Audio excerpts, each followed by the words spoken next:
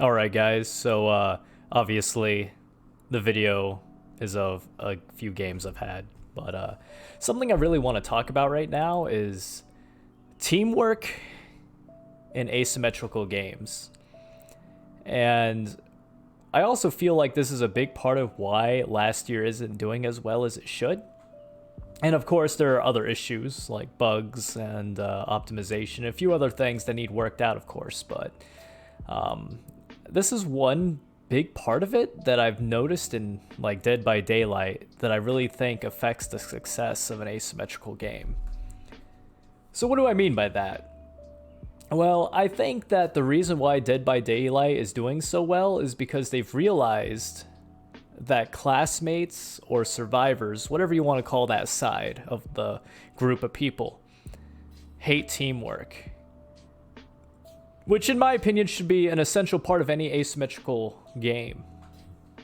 And why do I say this? Well, I mean, just look at the last year Discord or any Discord in Dead by Daylight or what have you, you know? People constantly complain about playing with randoms or doing solo queue.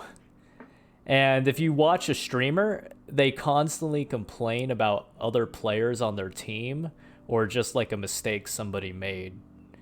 And even if you play for fun, let's be honest here, fun from a game, like 99% of the time, comes from winning. And people hate losing or getting killed over and over again. You know, people play video games to feel powerful.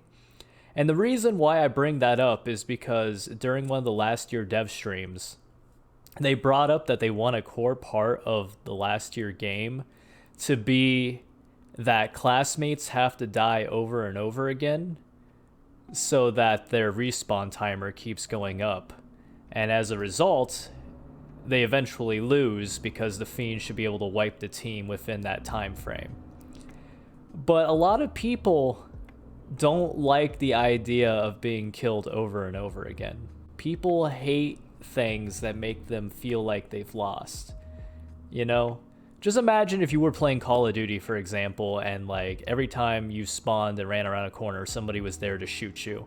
And maybe you'd manage to kill somebody while you do it, but it happened to you a lot in the game. You'd be upset.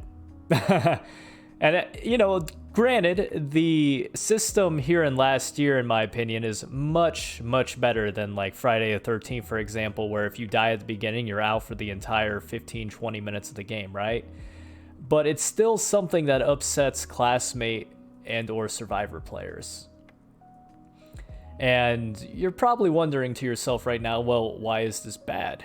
You know, why is teamwork in a game a bad thing? Well, because oftentimes classmates will blame anything but themselves. And I know this is probably pretty pretentious coming from a guy who mostly plays killer or fiend, but I'm just being honest, all right? Like, killers do it too, of course, and sometimes to a ridiculous extent as well.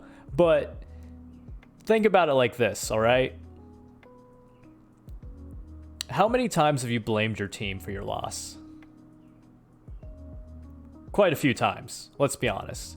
Maybe sometimes it was, you know, true. Sometimes maybe it wasn't.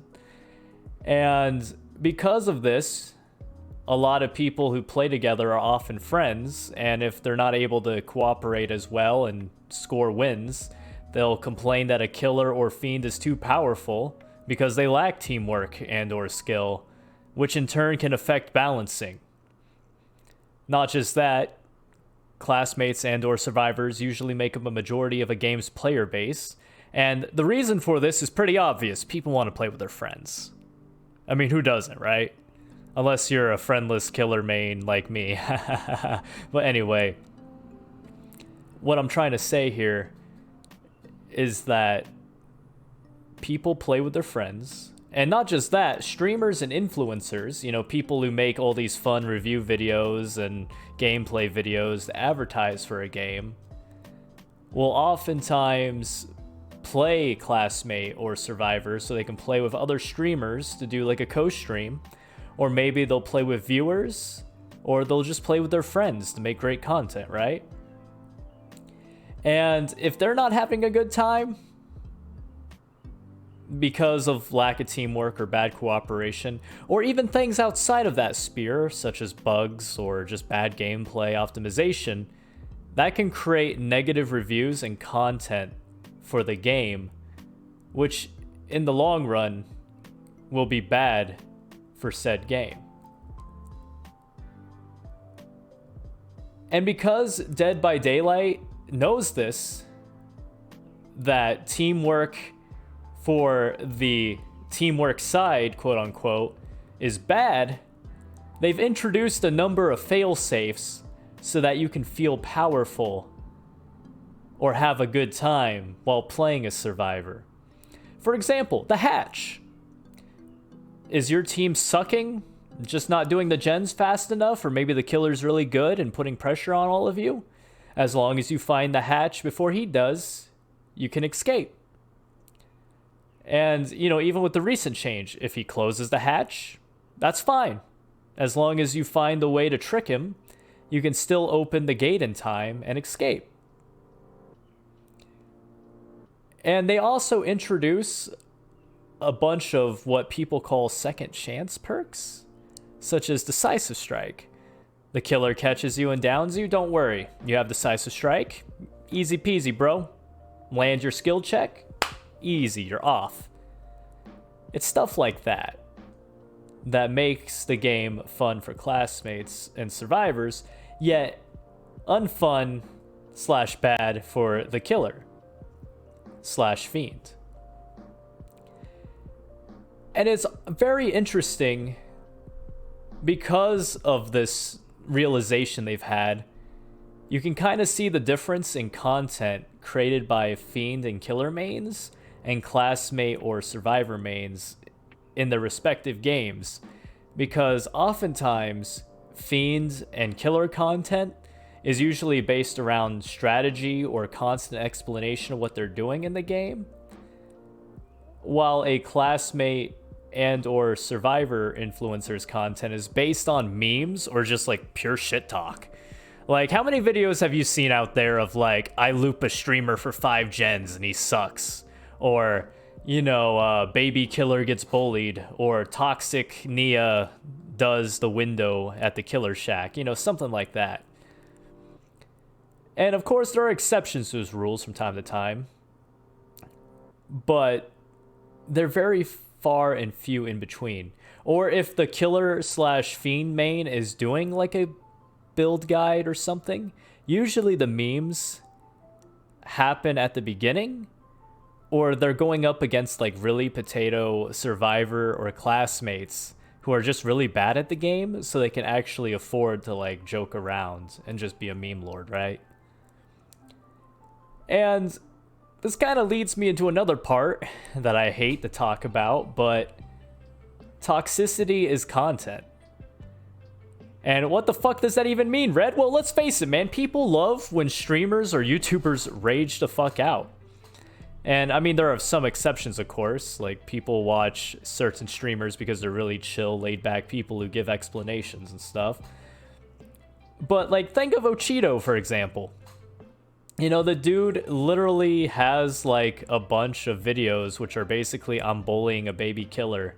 Or, like, it's just people making poor plays and people are laughing and talking about how shitty somebody is. People love that sort of shit. And, you know, kind of just going back, I guess, to the whole, you know, teamwork thing. It's interesting to note that people don't want teamwork in asymmetrical games on the teamwork side. Or if they do, they want a bunch of fail-safes in place so that if their team sucks, they can still succeed. As long as you're a good looper in Dead by Daylight and your team isn't like absolute potatoes and they're doing the gens while you're looping, you should be fine. As long as the killer / fiend isn't smart and starts pressuring other gens, of course, but even if they do that, you can just do the gens yourself. The only real instance of teamwork I can think of in Dead by Daylight is if you're hooked and somebody needs to distract the killer, or, you know, you need to run and unhook which is about as far as the extent of teamwork in that game goes for the survivors. So how do we fix this? How do you create an asymmetrical game that's fair for both sides, but yet requires a decent amount of teamwork for the classmates or survivors, but is still fun for people? Well, it's difficult for me to say, because as Bakalid, one of the devs for the game last year, said in one of their streams, it's basic psychology, that people will basically blame anything other than themselves for their failure. And I mean, think of another game in a completely different genre, for example, like Call of Duty. You know, I remember being 14 playing that game, and when I get killed by a camper or noob tuber or what have you, I'd make that excuse, or I'd complain about how bullshit a gun is, or like how cheesy of a tactic somebody was using. And it's the same for a lot of games nowadays, especially in asymmetrical games. People constantly complain about how they hate a certain part of the game because, and most of the time, it's not even bullshit. They just don't understand it.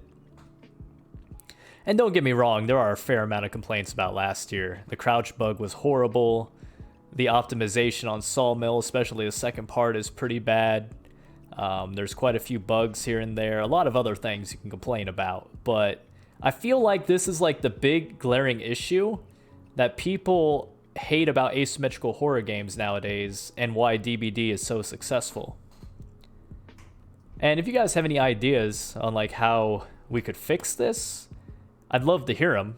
Feel free to leave a comment down below, or like message me on Discord, or come to my Twitch chat sometimes, you know, twitch.tv/TheRedHeadGamer.